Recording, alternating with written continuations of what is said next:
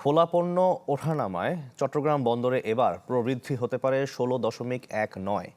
কন্টেইনারে যা 7.47 আর 5.89 জাহাজ আসা যাওয়ায়, গড়ে যা 9.85।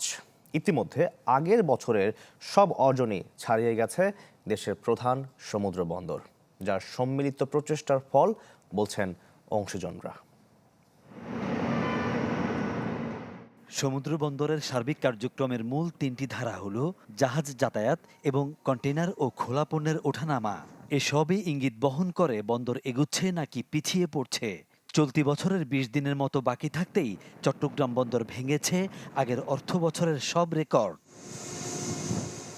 ২০২৪-২৫ অর্থ বছরে এই বন্দরে জাহাজ আসে ৪,০৭৭টি, আর এ বছরের ১১ মাসেই আসে ৩,৯৫২টি।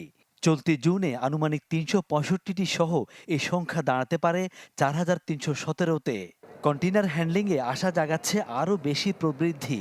এই অর্থ বছরে কন্টেইনার ওঠানামা হতে পারে ৩৫,৪২,০০০-এর বেশি।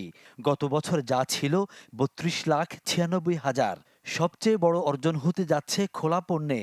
২৪-২৫-এ যেখানে ওঠানামা হয় প্রায় ৯,২০,৬৪,০০০ টন, এই বছরের ১১ মাসেই সেই সংখ্যা দাঁড়ায় ৯,৯৫,৫১,০০০ টন। কর্তৃপক্ষ বলছে, দেশের প্রধান সমুদ্র বন্দর চট্টগ্রাম প্রতি বছরই নিজেকে ছাড়িয়ে যাচ্ছে। এবারের মাইল ফলকও সহায়তা করবে আগামীতে দেশকে আরও এগিয়ে নিতে। প্রথমত আমাদের জন্য এই মেসেজটা হচ্ছে যে আমরা অর্থনীতির ক্ষেত্রে অত্যন্ত সক্রিয়ভাবে অবদান রাখতে পারছি। আমাদের এক্সপোর্ট ইম্পোর্টের যে ধারাটা রয়েছে সেই ধারাটা অব্যাহত রয়েছে ঊর্ধ্বমুখী দিকে। দ্বিতীয়ত হচ্ছে কি, আমাদের যারা বিজনেস করছেন তাদেরকে ইজ অফ ডুইং বিজনেসটুকু আমরা দিতে পারছি বলেই আমাদের এই ধারাটা ইতিবাচক হচ্ছে। বন্দর ব্যবহারকারী ও সেবাদাতারা বলছেন, সম্মিলিত প্রচেষ্টাই বন্দরকে উচ্চতায় নিয়ে যাচ্ছে, যেখানে নিশ্চিত করতে হবে আরও ব্যবসা বান্ধব পরিবেশ।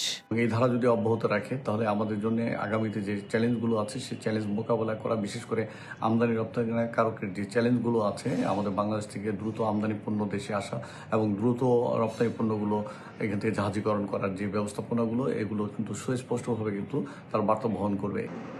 গেল নভেম্বর থেকে ফেব্রুয়ারি পর্যন্ত অপারেটর নিয়োগ ইস্যুতে আন্দোলন হয় বন্দরে। এরপরও যে উৎপাদনশীলতা, তাকে সম্মিলিত দক্ষতা হিসেবেই দেখছেন অংশীজনরা। ফখরুল ইসলাম, চ্যানেল 24, চট্টগ্রাম।